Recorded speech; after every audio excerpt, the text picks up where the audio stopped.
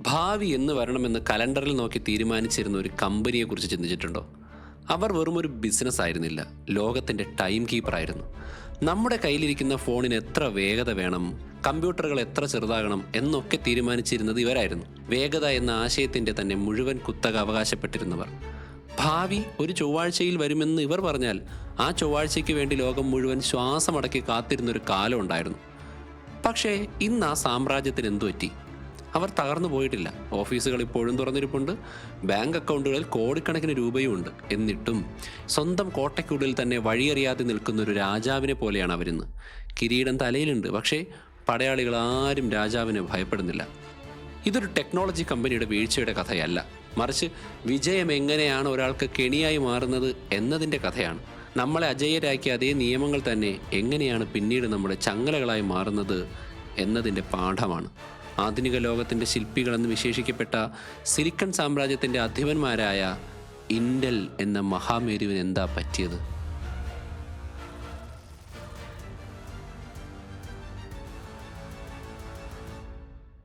നമ്മൾ സംസാരിക്കുന്നത് ഇൻഡൽ എന്ന് പറയുന്ന ഒരു ആഗോള ഭീമൻ ബ്രാൻഡിനെ കുറിച്ചാണ്. 50 വർഷത്തോളം ഇൻഡൽ എന്ന് പറയുന്നത് വെറുമൊരു ചിപ്പ് കമ്പനി ആയിരുന്നില്ല. ഗ്രാവിറ്റി പോലെ, അല്ലെങ്കിൽ ഭൂമിക്ക് ആകർഷണ ശക്തി ഉണ്ട് എന്ന് പറയുന്ന പോലെ തിരുത്താൻ പറ്റാത്തൊരു സാമ്പത്തിക നിയമത്തിൻ്റെ വക്താക്കളായിരുന്നു അവർ. നിങ്ങൾ മൂഴ്സ് ലോ എന്ന് കേട്ടിട്ടുണ്ടോ? ഇൻഡലിൻ്റെ കോ ഫൗണ്ടറായ ഗോർഡോൺ മൂർ തന്നെ മുന്നോട്ട് കൊണ്ടുവന്ന ഒരു ടെക്നോളജിക്കൽ റൂളാണ്. ഓരോ 2 വർഷം കൂടുമ്പോഴും ഒരു മൈക്രോ ചിപ്പിലെ ട്രാൻസിസ്റ്ററുകളുടെ എണ്ണം ഇരട്ടിയാകുമെന്നും അതേസമയം കമ്പ്യൂട്ടറിൻ്റെ വില പകുതിയായി കുറയുമെന്നുമാണ് ഇത് പറഞ്ഞു വയ്ക്കുന്നത്. ഇൻഡലിനെ സംബന്ധിച്ചിടത്തോളം ഇതൊരു നിരീക്ഷണമല്ല, ലോകം അവർക്ക് കൊടുത്ത ഒരു കൊട്ടേഷനാണ്. ആ പ്രവചനം സത്യമാക്കാൻ വേണ്ടിയാണ് അവർക്ക് ശമ്പളം കിട്ടുന്നത്. സോ അതിനെ അവരൊരു ബിസിനസ് മോഡലാക്കി മാറ്റി. പിന്നീട് ലോകത്തിൻ്റെ തന്നെ ഹൃദയമെടുപ്പായി അത് മാറി. 1968 നമുക്ക് യാത്ര ചെയ്യേണ്ടത്. സിലിക്കൺ വാലി എന്ന് പറയുന്ന അമേരിക്കൻ സ്ഥലം ഇന്നത്തെ പോലെ ഗ്ലാസ് കെട്ടിടങ്ങളും ടെസ്ല കാറുകളും നിറഞ്ഞൊരു സ്ഥലമായിരുന്നില്ല അന്ന്. അതൊരു തരിശു ഭൂമിയാണ്. അവിടെയാണ് 2 ചെറുപ്പക്കാർ, റോബർട്ട് നോയ്സും ഗോൾഡൻ മൂറും, തങ്ങളുടെ സുരക്ഷിതമായ ജോലി രാജിവെച്ചിറങ്ങുന്നത്. മുന്നിൽ ഒറ്റ ലക്ഷ്യം മാത്രം, അസാധ്യമായ ഒരു കാര്യം നിർമ്മിക്കണം. അവർക്കൊപ്പം മൂന്നാമതൊരാൾ കൂടി ഉണ്ടായിരുന്നു, ആൻഡി ഗ്രോവ്. ചരിത്രം കണ്ടിട്ടുള്ളതിൽ വെച്ച് ഏറ്റവും കണിശക്കാരനായ എന്നാൽ ഏറ്റവും ബുദ്ധിമാനായ ഒരു മനുഷ്യൻ. ഇവർ 3 പേരും ചേർന്ന് തുടങ്ങിയ ഒരു കമ്പനിയാണ് വലിയ ബിസിനസ് സാമ്രാജ്യത്തെക്കാൾ വളർന്നത്, ഒരു വിപ്ലവം പോലെ. ചിന്തിച്ചു നോക്കൂ, അന്ന് കമ്പ്യൂട്ടറുകൾ എന്ന് പറഞ്ഞാൽ ഒരു മുറിയുടെ വലിപ്പമുള്ള എയർ കണ്ടീഷൻഡ് ഹാളുകളിൽ മാത്രം ഇരിക്കുന്ന ഭീകരന്മാരാണ്. ആ ഭീകരന്മാരുടെ തലച്ചോറിനെ മനുഷ്യൻ്റെ ഒരു വിരൽത്തുമ്പിനേക്കാൾ ചെറിയ ഒരു സിലിക്കൺ കഷ്ണത്തിലേക്ക് ഒതുക്കാം എന്ന് സ്വപ്നം കണ്ടവരായിരുന്നു ഇൻഡൽ. അവർക്കത് സാധിച്ചു. ഇൻഡൽ 4004 എന്ന മൈക്രോ പ്രോസസ്സർ അവർ ലോകത്തിന് മുന്നിൽ വെച്ചപ്പോൾ മനുഷ്യരാശിയുടെ തന്നെ ചരിത്രം 2ആയി സ്പ്ലിറ്റായി. നമ്മൾ ഇന്ന് ഉപയോഗിക്കുന്ന ഏതെങ്കിലും, അത് നിങ്ങളുടെ ഫോണാകട്ടെ, കാറാകട്ടെ, വാഷിംഗ് മെഷീൻ ആകട്ടെ, അതിലൊരു ഇൻഡലിൻ്റെ DNA ഉണ്ട്. അവർ ഭാവി എന്ന് നിർമ്മിച്ചില്ല, പകരം ഭാവി അവർ ഡിസൈൻ തന്നെ ചെയ്തു. 1980കളിൽ ഇൻഡലിനൊരു വലിയ പണി കിട്ടി. ജപ്പാനിൽ നിന്നുള്ള കമ്പനികൾ മെമ്മറി ചിപ്പുകൾ ഉണ്ടാക്കി ഇൻഡലിന് എക്സിസ്റ്റൻഷ്യൽ ക്രൈസിസ് ഉണ്ടാക്കി. അന്ന് വരെ ഇൻഡലിൻ്റെ പ്രധാനപ്പെട്ട വരുമാനം മെമ്മറി ചിപ്പുകളായിരുന്നു. കമ്പനി പൂട്ടിപ്പോകുമെന്ന് ഉറപ്പായ നിമിഷം എല്ലാവരും പതറിപ്പോയ സമയത്ത് ആൻഡി ഗ്രോവ് തൻ്റെ പാർട്ട്ണറിനോട് ചരിത്രപ്രസിദ്ധമായ ഒരു ചോദ്യം ചോദിച്ചു. സപ്പോസ് നമ്മളെ 2 പേരെയും ഡയറക്ടർ ബോർഡ് പുറത്താക്കിയെന്ന് വിചാരിക്കുക. എന്നിട്ട് പുതിയൊരു CEO കൊണ്ടുവന്നാൽ ആദ്യം അദ്ദേഹം എന്ത് ചെയ്യും? ഗോർഡൻ മൂർ പറഞ്ഞു, അയാൾ ഈ നഷ്ടം വരുത്തുന്ന മെമ്മറി ബിസിനസ് നിർത്തിയിട്ട് പ്രോസസ്സറിലേക്ക് തിരിയും. ഉടനെ ആൻഡി ഗ്രോവ് പറഞ്ഞു, എങ്കിൽ നമുക്ക് തന്നെ ആ വാതിലിലൂടെ ഒന്ന് പുറത്തേക്ക് പോയി പുതിയ ആളുകളെയും കൂട്ടി ആ ഒരു സാധനം ചെയ്തൂടെ? ആ ഒരൊറ്റ തീരുമാനമാണ് ഇൻഡലിനെ അന്ന് രക്ഷിച്ചത്. സ്വന്തം കുഞ്ഞിനെ പോലെ അവർ വളർത്തിക്കൊണ്ടുവന്ന മെമ്മറി ബിസിനസ്സിനെ അവർ തന്നെ കൊന്നുകളഞ്ഞു. എന്നിട്ട് മൈക്രോ പ്രോസസ്സറുകളിലേക്ക്, അതായത് കമ്പ്യൂട്ടറിൻ്റെ തലച്ചോറുകളിലേക്ക് അവർ കപ്പൽ തിരിച്ചു. അതാണ് നമ്മൾ സ്നേഹിക്കുന്ന ഇൻഡൽ. റിസ്ക് എടുക്കാൻ പേടിയില്ലാത്ത, വീഴാൻ പോകുമ്പോൾ അത് സമ്മതിക്കാൻ മടിയില്ലാത്ത, ഓൺലി ദ പാരനോഡ് സർവൈവ്, എപ്പോഴും ജാഗ്രതയുള്ളവനെ അതിജീവിക്കൂ എന്ന് വിശ്വസിച്ചിരുന്ന ഇൻഡൽ. ആ ധൈര്യമാണ് അവരെ ലോകത്തിൻ്റെ നെറുകയിലെത്തിച്ചത്. 90കളിൽ നമ്മൾ ഏത് കമ്പ്യൂട്ടർ വാങ്ങിയാലും അതിലൊരു നീല സ്റ്റിക്കർ ഉണ്ടാവും. ഇപ്പോഴും ഉണ്ട്, ഇൻഡൽ ഇൻസൈഡ്. അത് ബ്രാൻഡ് നെയിം ആയിരുന്നില്ല, അന്നുള്ളൊരു ഉറപ്പായിരുന്നു. അക്കാലത്ത് അതവർ സാധിച്ചെടുത്തത് ആർക്കും ചിന്തിക്കാൻ പറ്റാത്തൊരു രീതിയിലൂടെയാണ്, വെർട്ടിക്കൽ ഇൻ്റഗ്രേഷൻ. ഞാൻ BYDയുടെ വീഡിയോ ചെയ്ത സമയത്ത് ഇതിനെപ്പറ്റി ഡീറ്റെയിൽ ആയിട്ട് പറഞ്ഞിരുന്നു. BYD എന്ന് പറയുന്ന ഇലക്ട്രിക് കാർ കമ്പനിയും ഇതുപോലെയാണ് പ്രവർത്തിക്കുന്നത്. ഇത് ലളിതമായിട്ട് മനസ്സിലാക്കാൻ ഞാനൊരു ഉദാഹരണം പറയാം. ലോകത്തിലെ ഏറ്റവും മികച്ച പാചകക്കാരനെ, അതായത് ഒരു ഷെഫിനെ സങ്കല്പിക്കുക. ഇദ്ദേഹം ഭക്ഷണം പാകം ചെയ്യുക മാത്രമല്ല, പച്ചക്കറി കൃഷി ചെയ്യുന്നതും കോഴിയെയും ആടിനെയും വളർത്തുന്നതും, എന്തിന് ഭക്ഷണം വിളമ്പുന്ന പ്ലേറ്റ് പോലും ഡിസൈൻ ചെയ്യുന്നത് അദ്ദേഹമാണെന്ന് വിചാരിച്ച് ഇൻഡൽ ചെയ്തത് എങ്ങനെയാണ്? ചിപ്പ് ഡിസൈൻ ചെയ്യുക എന്നത് അത്യാവശ്യം ഭീകരമായ ഒരു എഞ്ചിനീയറിംഗ് ജോലിയാണ്. പക്ഷേ ഇന്റൽ അത് മാത്രമല്ല ചെയ്തത്. ആ ചിപ്പുകൾ നിർമ്മിക്കാനുള്ള ഫാക്ടറികൾ, അതായത് ഫാബുകൾ അവർക്ക് സ്വന്തമായി ഉണ്ടായിരുന്നു. ഇത് വളരെ അപൂർവമാണ്. മിക്ക കമ്പനികളും ഇതിലേതെങ്കിലും ഒന്നേ ചെയ്യൂ. കാരണം രണ്ടും കൂടി മുന്നോട്ട് കൊണ്ടുവന്നു പറയുന്ന ഭ്രാന്തമായ പണിയാണ്. ഒരു ചിപ്പ് ഡിസൈൻ ചെയ്യാൻ ജീനിയസ് ലെവൽ ബുദ്ധി വേണം. അത് നിർമ്മിക്കാനാണെങ്കിൽ ഒരു ഓപ്പറേഷൻ തിയേറ്ററിനേക്കാൾ വൃത്തിയുള്ള മുറിയിൽ ആറ്റങ്ങളെ വെച്ച് കളിക്കുന്ന അതീവ സങ്കീർണമായ കെമിക്കൽ പ്രോസസ്സ് വേണം. ഇന്റൽ ഇത് രണ്ടും ചെയ്തു. കുറേ കാലത്തേക്ക് ഇതായിരുന്നു അവരുടെ സൂപ്പർ പവർ. കാരണം ഡിസൈൻ ചെയ്യുന്നവരും നിർമ്മിക്കുന്നവരും ഒരേ കൂരയുടെ കീഴിലാണ്. അവർക്ക് തമ്മിൽ സംസാരിക്കാം. ഡിസൈനിൽ ചിപ്പിൻ്റെ സ്പീഡ് കൂട്ടണമെങ്കിൽ മാനുഫാക്ചറിംഗ് ടീമിനോട് പറഞ്ഞ് സിലിക്കണിൻ്റെ റെസിപ്പിയിൽ മാറ്റം വരുത്താം. ഇനി ഫാക്ടറിയിൽ പുതിയൊരു രീതി കണ്ടുപിടിച്ചാൽ അത് ഉപയോഗിക്കാൻ പറ്റുന്ന രീതിയിലേക്ക് ഡിസൈനർമാർക്ക് പ്ലാൻ മാറ്റാം. പുറത്തു നിന്നൊരാൾക്കും കടന്നു വരാൻ പറ്റാത്തൊരു ഉരുക്ക് കോട്ട. എതിരാളികൾക്ക് നല്ല ഡിസൈൻ ഉണ്ടാവാം, പക്ഷേ ഇന്റലിൻ്റെ ഫാക്ടറികൾ അവർക്കില്ല. ഇനി വേറെ ആർക്കെങ്കിലും ഫാക്ടറി ഉണ്ടെങ്കിൽ തന്നെ ഇന്റലിൻ്റെ ഡിസൈൻ അവരുടെ കയ്യിലില്ല. ഇന്റൽ ഒരേ സമയം ഷെഫുമാണ്, കർഷകനുമാണ്. അവർ വിളമ്പുന്ന ഭക്ഷണം ലോകത്തിലെ ഏറ്റവും ബെസ്റ്റായിട്ട് കൊണ്ടുവരാൻ അവർ ശ്രമിക്കും. പക്ഷേ ഈ ആധിപത്യം അവർക്ക് നൽകിയത് ഓവർ കോൺഫിഡൻസ് ആണ്. 30 വർഷം തുടർച്ചയായി ഒരു കമ്പനി ജയിക്കുമ്പോൾ തോൽക്കുമെന്ന ചിന്ത അവർക്ക് ഇല്ലാതാകും. അവർ എതിരാളികളെ നോക്കാതെയാവും. സത്യം പറഞ്ഞാൽ അങ്ങനെ ഒരു എതിരാളി അന്നില്ലായിരുന്നു. ഇന്റലിൻ്റെ ഒരേ ഒരു എതിരാളി താൻ തന്നെയായിരുന്നു. അവരുടെ പരസ്യങ്ങൾ അന്ന് ശ്രദ്ധിച്ചാൽ മനസ്സിലാവും. അത് വേറൊരു കമ്പനിയെ തോൽപ്പിക്കാനല്ല, മറിച്ച് 3 വർഷം മുമ്പ് നിങ്ങൾ വാങ്ങിയ ചിപ്പിൽ നിന്ന് പുതിയ ഇന്റൽ ചിപ്പിലേക്ക് നിങ്ങളെ കൊണ്ട് അപ്ഗ്രേഡ് ചെയ്യിപ്പിക്കാനുള്ള തന്ത്രമാണ്. ഒരു സമാനത തോന്നില്ലേ? ഇപ്പോൾ ആപ്പിൾ ചെയ്യുന്ന മറ്റൊരു വെർഷനായിരുന്നു അന്ന് അവർ ചെയ്തുകൊണ്ടിരുന്നത്. അവർ അവരുടെ നിഴലിനോട് തന്നെയാണ് യുദ്ധം ചെയ്യുന്നത്. പക്ഷേ ഒരു പ്രത്യേക സാഹചര്യത്തിന് വേണ്ടി മാത്രം ഒപ്റ്റിമൈസ് ചെയ്ത സിസ്റ്റമാണത്. ആ സാഹചര്യം മാറുമ്പോൾ തകർന്നു പോകും എന്നുള്ള യാഥാർത്ഥ്യം അവിടെ ഉണ്ടായിരുന്നു. അതാണ് അപകടത്തിന് കാരണമായത്. അതായത് ഇന്റലിന് മനസ്സിലാക്കാൻ പറ്റാത്ത രീതിയിൽ ലോകം പെട്ടെന്ന് മാറാൻ തുടങ്ങി. അതൊരു വലിയ പൊട്ടിത്തെറിയൊന്നുമല്ല, വളരെ നിശബ്ദമായി സൈലൻ്റായി നമ്മുടെ പോക്കറ്റിലിരിക്കുന്ന ഈ സാധനത്തിലൂടെയാണ് സ്റ്റാർട്ട് ചെയ്യുന്നത്. മാറ്റം തുടങ്ങിയത് 2000-ലാണ്. ലോകം ഡെസ്ക് ടോപ്പ് കമ്പ്യൂട്ടറുകളിൽ നിന്നും ലാപ്ടോപ്പുകളിൽ നിന്നും മൊബൈൽ ഡിവൈസുകളിലേക്ക് മാറാൻ തുടങ്ങി. പ്ലഗിൽ കുത്തിയിടുന്ന ചൂടാവാതിരിക്കാൻ ഫാനൊക്കെ നിരന്തരം കറങ്ങുന്ന വലിയ കമ്പ്യൂട്ടറിൽ നിന്ന് ബാറ്ററിയിൽ പ്രവർത്തിക്കുന്ന ഫോണുകളിലേക്കും ടാബ്ലറ്റുകളിലേക്കും ലോകം ചുരുങ്ങി. ഇത് വെറും ഒരു വലിപ്പത്തിൻ്റെ മാറ്റമല്ല, ഫിലോസഫിയിലുള്ള മാറ്റമാണ്. ഇന്റലിൻ്റെ സാമ്രാജ്യം മുഴുവൻ കെട്ടിപ്പടുത്തിരിക്കുന്നത് പെർഫോമൻസ് അല്ലെങ്കിൽ സ്പീഡ് എന്ന കാര്യത്തിൻ്റെ മുകളിലാണ്. അവരുടെ ചിപ്പുകൾ റേസ് കാറുകൾ പോലെയാണ്. സൂപ്പർ സ്പീഡ്, നല്ല ശബ്ദം, നിറയെ ഫ്യൂവൽ വേണം. പക്ഷേ ഒരു സ്മാർട്ട് ഫോണിന് വേണ്ടത് റേസ് കാറിൻ്റെ എഞ്ചിനല്ല, അതിന് വേണ്ടത് മൈലേജ് തരുന്ന ഒരു സ്കൂട്ടിയുടെ എഞ്ചിനാണ്. ബാറ്ററി ചാർജ് പെട്ടെന്ന് തീരാതെ ഫാൻ ഇല്ലാതെ തന്നെ തണുത്തിരിക്കുന്ന ചിപ്പുകൾ. ആപ്പിൾ ആദ്യത്തെ ഐഫോൺ ഉണ്ടാക്കാൻ തീരുമാനിച്ചപ്പോൾ അതിനുള്ള ചിപ്പ് നിർമ്മിക്കാനായിട്ട് കോൺട്രാക്ട് കൊടുക്കാൻ ശ്രമിച്ചത് ഇന്റലിനാണ്. പക്ഷേ ആപ്പിൾ പറഞ്ഞ നമ്പറുകൾ ഇന്റലിന് ദയിച്ചില്ല. ആപ്പിളിന് വേണ്ടത് വലിയ എണ്ണം ചിപ്പുകളാണ്, പക്ഷേ അവർ ഓരോ ചിപ്പിനും കുറച്ച് തുകയെ തരൂ. ഇന്റൽ അവരുടെ കോടികൾ വിലമതിക്കുന്ന വമ്പൻ ഫാക്ടറികളിലേക്ക് നോക്കിയിട്ട് കാൽക്കുലേറ്റർ എടുത്ത് കണക്ക് കൂട്ടിയിട്ട് പറഞ്ഞു, നോ, ഇത് നടക്കില്ല. ഇതിൽ നിന്ന് കിട്ടുന്ന ലാഭം വളരെ കുറവാണ്. നമ്മൾ എന്തിന് വില കുറഞ്ഞ ഫോൺ ചിപ്പുകൾ ഉണ്ടാക്കി നമ്മുടെ ഫാക്ടറിയുടെ സമയം കളയണം? ആ സമയത്ത് വില കൂടിയ സെർവർ ചിപ്പുകൾ ഉണ്ടാക്കിയാൽ പോരെ. പഴയ ലോകത്തിൻ്റെ മാത്തമാറ്റിക്സ് വെച്ച് നോക്കുമ്പോൾ അതൊരു ബുദ്ധിപരമായിട്ടുള്ള ഡിസിഷനാണ്. ഷെയർ ഹോൾഡർമാർക്ക് സന്തോഷം കിട്ടുന്ന, ലാഭം ഉറപ്പാക്കുന്ന, ഉത്തരവാദിത്തമുള്ള തീരുമാനം. പക്ഷേ ഭാവി രണ്ടായി പിളർന്ന നിമിഷമാണ് അവിടെ ഉണ്ടായത്. ഐഫോൺ വേണ്ട എന്ന് വെച്ചപ്പോൾ ഇന്റലിന് നഷ്ടപ്പെട്ടത് വെറും ഒരു കസ്റ്റമറിനെ അല്ല, പഠിക്കാനുള്ളൊരു അവസരവും വലിയ മാർക്കറ്റുമാണ്. ഓർമ്മയില്ലേ ഞാൻ പറഞ്ഞ ഷെഫിൻ്റെയും കർഷകൻ്റെയും കാര്യം?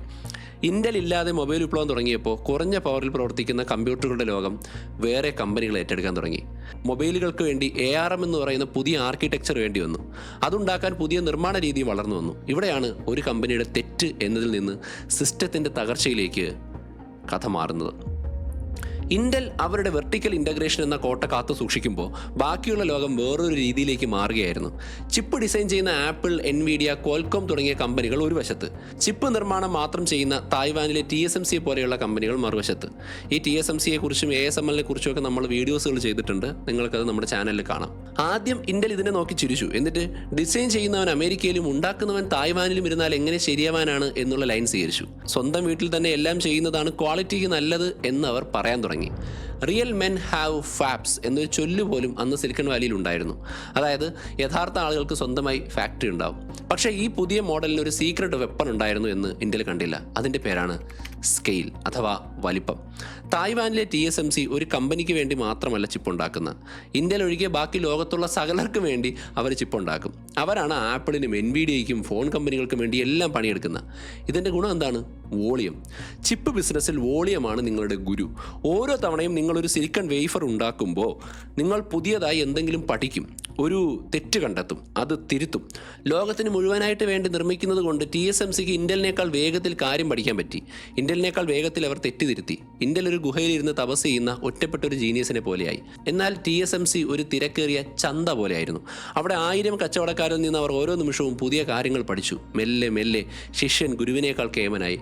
ഇന്റൽ പുഷ്ടിച്ചു തള്ളിയ ആ നിർമ്മാണ രീതി ഇന്റലിനേക്കാൾ മികച്ച ചിപ്പുകൾ ഉണ്ടാക്കാൻ തുടങ്ങി. ഇന്റലിൻ്റെ കോട്ടയായിരുന്ന ആ ഫീഡ്ബാക്ക് ലൂപ്പ് അവസാനം അവരുടെ ജയിലായി. ഇവിടെയാണ് സിസ്റ്റത്തിൻ്റെ ട്രാജഡി വ്യക്തമാകുന്നത്. ഇന്റലിൻ്റെ വിജയം മുഴുവൻ നിലനിന്നിരുന്നത് വലിയ ലാഭത്തിലാണ്, ഹൈ മാർജിൻസ്. അവർ പ്രീമിയം സാധനങ്ങൾ പ്രീമിയം വിലയ്ക്ക് വിറ്റു. കാരണം അവരുടെ ഫാക്ടറികൾക്ക് വലിയ ചെലവുണ്ട്. അതൊരു ലഹരിയായി മാറി. ലാഭം കുറഞ്ഞ ബിസിനസ്സുകളിലേക്ക് ഇറങ്ങിച്ചെല്ലാൻ അവർക്ക് പറ്റാതെയായി.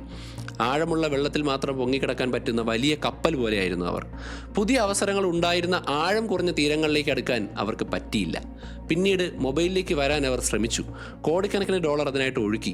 പക്ഷേ അപ്പോഴേക്കും കളി കൈവിട്ടു. സോഫ്റ്റ്വെയറുകളെല്ലാം ARMന് വേണ്ടി എഴുതപ്പെട്ട് കഴിഞ്ഞിരുന്നു.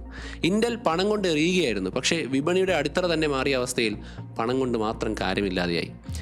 ഇലക്ട്രിക് കാറുകളുടെ ലോകത്ത്, അതായത് ഫുൾ ഇലക്ട്രിക് കാറുള്ള ഒരു സ്ഥലത്ത് നിങ്ങൾ വീണ്ടും പെട്രോൾ എഞ്ചിൻ എത്ര മികച്ചതാണെങ്കിലും അത് റീഇൻട്രൊഡ്യൂസ് ചെയ്യാൻ ശ്രമിക്കുന്ന പോലെയാണ്. പക്ഷേ മൊബൈൽ മിസ്സായത് മാത്രമല്ല പ്രശ്നം. മരണഭയം ഇല്ലാതാകുമ്പോൾ ഒരു കൾച്ചറിന് എന്ത് സംഭവിക്കും എന്നതാണ് യഥാർത്ഥ പ്രശ്നം.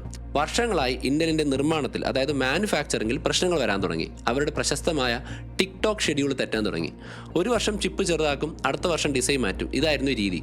പക്ഷേ 10 നാനോമീറ്റർ ചിപ്പുകൾ വൈകി, വീണ്ടും വൈകി, പിന്നെ അത് മുടങ്ങി. എന്തുകൊണ്ട്? കാരണം കമ്പനിക്കുള്ളിലെ ഇൻസെൻറ്റീവുകൾ മാറിയിരുന്നു. കുത്തകയായി മാറുമ്പോൾ പുറത്തുനിന്നുള്ള യുദ്ധത്തേക്കാൾ പ്രധാനം അകത്തുള്ള പോരാട്ടമാണ്. മാനേജർമാർ ബജറ്റിന് വേണ്ടി തല്ലുകൂടി. ഫിനാൻസ് ഡിപ്പാർട്ട്മെൻറ്റിന് എഞ്ചിനീയറിംഗ് ഡിപ്പാർട്ട്മെൻറ്റിനേക്കാൾ പവർ വന്നു. പുതിയ ഗവേഷണങ്ങൾക്ക് പണം മുടക്കുന്നതിന് പകരം ഓഹരി വില കൂട്ടാനായി സ്വന്തം ഷെയറുകൾ തന്നെ തിരിച്ചു വാങ്ങുന്ന പരിപാടി തുടങ്ങി. മൂഡ്സിലോയ്ക്ക് പകരം അവർ വാൾ സ്ട്രീറ്റിന് വേണ്ടി കമ്പനി ഒപ്റ്റിമൈസ് ചെയ്തു. ഒരു വലിയ ഇന്നവേഷൻ കമ്പനി വെറും കണക്കുകൂട്ടലുകാരുടെ പിടിയിലാകുമ്പോൾ സംഭവിക്കുന്ന ക്ലാസിക് എക്സാമ്പിളാണിത്. ടെക്നിക്കൽ പ്രശ്നങ്ങൾ പരിഹരിക്കാൻ ബുദ്ധിമുട്ടാകുമ്പോൾ പുതിയ ട്രാൻസിസ്റ്ററുകൾ ഉണ്ടാക്കുന്നതിനേക്കാൾ എളുപ്പം ത്രൈമാസ റിപ്പോർട്ടിലെ ലാഭക്കണക്ക് അഡ്ജസ്റ്റ് ചെയ്യുന്നതാണ് എന്നവർ കരുതി കാണും. പഴയ വിജയത്തിൽ നിന്ന് കിട്ടാവുന്നത്ര പിഴിഞ്ഞെടുക്കാൻ അവർ നോക്കുകയായിരുന്നു. വേറൊരു മരം വച്ചുപിടിപ്പിക്കാൻ മറന്നു. ഏറ്റവും വലിയ തമാശ എന്താണെന്നോ? ഇന്റലിൻ്റെ ഏറ്റവും വലിയ ശക്തിയായിരുന്ന വെർട്ടിക്കൽ ഇൻ്റഗ്രേഷൻ തന്നെ അവരുടെ പരാജയത്തിന് കാരണമായി എന്നുള്ളതാണ്. ഫാക്ടറികളിൽ പ്രശ്നം വന്നപ്പോൾ ഡിസൈനർമാരും കുടുങ്ങി. ആപ്പിളിനോ NVIDIAയ്ക്കോ TSMCയിൽ പ്രശ്നം വന്നാൽ സാംസങ്ങിലേക്ക് പോവാം.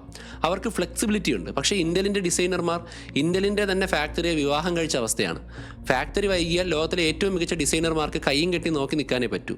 സ്റ്റീൽ കിട്ടാത്തത് കൊണ്ട് മരക്കഷ്ണം വെച്ച് വലിയ വലിയ ബിൽഡിങ്ങുകൾ പണിയേണ്ടി വരുന്ന ആർക്കിടെക്റ്റുകളെ പോലെയായി അവർ. വൈകൾ തുടർന്നുകൊണ്ടേയിരുന്നു. Microsoft, Dell, HP, Amazon, Google തുടങ്ങിയ വമ്പൻ കസ്റ്റമേഴ്സ് അസ്വസ്ഥരായി. അവർ ഇന്റലിൻ്റെ പ്ലാനുകളിലേക്ക് നോക്കുമ്പോൾ കാണുന്നത് കാലതാമസമാണ്. എതിരാളികളെ നോക്കുമ്പോഴോ കൃത്യതയും. അങ്ങനെ ചിന്തിക്കാൻ പോലും പറ്റാത്ത കാര്യം സംഭവിച്ചു. ക്ലൗഡ് കമ്പനികൾ സ്വന്തമായി ചിപ്പ് ഉണ്ടാക്കാൻ തുടങ്ങി. ആപ്പിൾ അവരുടെ കമ്പ്യൂട്ടറുകളിൽ നിന്ന് ഇന്റലിനെ ഒഴിവാക്കാൻ സ്വന്തം ചിപ്പ് ഉപയോഗിച്ചു. കസ്റ്റമേഴ്സ് തന്നെ എതിരാളികളായി. ആൻറ്റി ട്രസ്റ്റ് നിയമങ്ങൾ കൊണ്ടല്ല ഇന്റലിൻ്റെ കുത്തക തകർന്നത്. കസ്റ്റമേഴ്സ് ഇന്റലിനെ ഒഴിവാക്കി വേറെ വഴിക്ക് പോയതുകൊണ്ടാണ്. ഇനി നമുക്കൊന്ന് സൂം ഔട്ട് ചെയ്ത് നോക്കാം. ഈ കഥ കമ്പ്യൂട്ടർ ചിപ്പുകളെക്കുറിച്ച് മാത്രമല്ല, സാമ്രാജ്യങ്ങളും സ്ഥാപനങ്ങളും എന്തിന് വ്യക്തികൾ പോലും എങ്ങനെയാണ് സ്റ്റക്കായി പോകുന്നത് എന്നതിൻ്റെ എക്സാമ്പിളാണ്. കോമ്പിറ്റൻസി ട്രാപ്പ് എന്നാണ് ഇതിനെ പറയുക. അതായത് ഒരു കാര്യം ചെയ്യുന്നതിൽ നിങ്ങൾ അമിതമായി സാമർഥ്യം നേടുന്നു. പക്ഷേ ആ കാര്യം ചെയ്യുന്നതിൽ ഇപ്പോൾ വലിയ കാര്യമൊന്നുമില്ല എന്ന് റിയലൈസ് ചെയ്യാതെ വീണ്ടും വീണ്ടും അത് ചെയ്തുകൊണ്ടിരിക്കുന്നു. നിങ്ങളുടെ കഴിവ് തന്നെ നിങ്ങളുടെ കണ്ണ് കെട്ടുന്നു. കളി മാറി എന്ന് സമ്മതിക്കാതെ നിങ്ങൾ പഴയ വിജയങ്ങളിൽ തന്നെ അഭിരമിക്കുന്നു.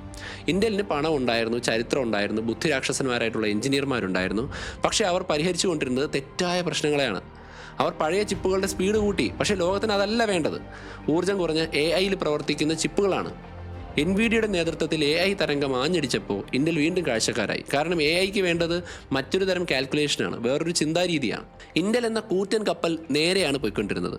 നിങ്ങൾ ഓടിക്കുന്നത് 10 വർഷത്തെ ലാഗുള്ളൊരു കപ്പലാണ്. പക്ഷേ മഞ്ഞുമല കണ്ട് നിങ്ങൾ ഇപ്പോൾ സ്റ്റിയറിംഗ് തിരിച്ചാൽ വണ്ടി തിരിയുന്നത് 10 വർഷം കഴിഞ്ഞിട്ടായിരിക്കും. അപ്പോഴേക്കും ഇടി നടക്കും. ഇന്ത്യയിൽ 10 വർഷമായി മഞ്ഞുമലകളിൽ ഇടിച്ചുകൊണ്ടിരിക്കുകയാണ്. പക്ഷേ കപ്പലിൻ്റെ മുകളിലത്തെ തട്ടിലിരുന്ന് യാത്രക്കാർ ലാഭ കണക്ക് നോക്കി ഷാമ്പയും കുടിക്കുന്നു. സോ ഇന്നിപ്പോൾ ഇന്റലും പ്രൊഡക്ഷന് വേണ്ടി TSMC സമീപിക്കുന്നു എന്ന് റിപ്പോർട്ടുകളുണ്ട്. അതിനാൽ തന്നെ ഇന്റലിൻ്റെ കഥ പഠിപ്പിക്കുന്ന പാഠം ഇതാണ്: സ്ഥിരമായൊരു അഡ്വാൻറ്റേജ് എന്ന് പറയുന്ന സാധനം ഈ ലോകത്തില്ല. ടെക്നോളജി ആയാലും ജീവിതമായാലും നിങ്ങളുടെ ഏറ്റവും വലിയ ശക്തി എന്നത് താൽക്കാലികമായൊരു വാടക വീട് മാത്രമാണ്. ഇന്റലിനെ രാജാവാക്കിയ വെർട്ടിക്കൽ ഇൻ്റഗ്രേഷൻ ഒടുവിൽ അവരെ ജയിലിലാക്കി. അവരെ പണക്കാരാക്കിയ ഹൈ മാർജിൻ ബിസിനസ് അവരെ റിസ്ക് എടുക്കാൻ പേടിയുള്ളവരാക്കി. ഇനി ഇത് നമ്മളോട് ചോദിക്കുന്ന ഒരു അസുഖകരമായ ചോദ്യമുണ്ട്. വിജയം പലപ്പോഴും നമ്മുടെ രീതികൾ ശരിയാണ് എന്നതിൻ്റെ തെളിവായിട്ടാണ് നമ്മൾ കാണിക്കുക. ഞാൻ ജയിച്ചു, അതുകൊണ്ട് ഞാൻ ശരിയാണ്. പക്ഷേ നമ്മൾ അങ്ങനെ ചിന്തിച്ചാലും ചിലപ്പോൾ നമ്മൾ ജയിക്കുന്നത് നമ്മുടെ ദൗർബല്യങ്ങൾ പുറത്തു കാണാത്ത വിധം സാഹചര്യങ്ങൾ അനുകൂലമായതുകൊണ്ടാണ്. സാഹചര്യം മാറുമ്പോൾ ആ തെളിവുകൾ ഇല്ലാതാകും. ഇന്റൽ മരിച്ചില്ല, അവരിപ്പോഴും ശക്തരാണ്. തിരിച്ചു വരാൻ സാധ്യതയുണ്ട്, കിരീടം തിരിച്ചു പിടിക്കാം. എന്നാൽ ഇന്റൽ ഇൻസൈഡ് എന്ന് പറയുന്ന കുത്തകയുടെ കാലം, അതിന്റെ ഭാവി എത്ര വേഗത്തിൽ വരണമെന്ന് ഒരാൾ മാത്രം തീരുമാനിച്ചിരുന്ന കാലം അത് കഴിഞ്ഞു.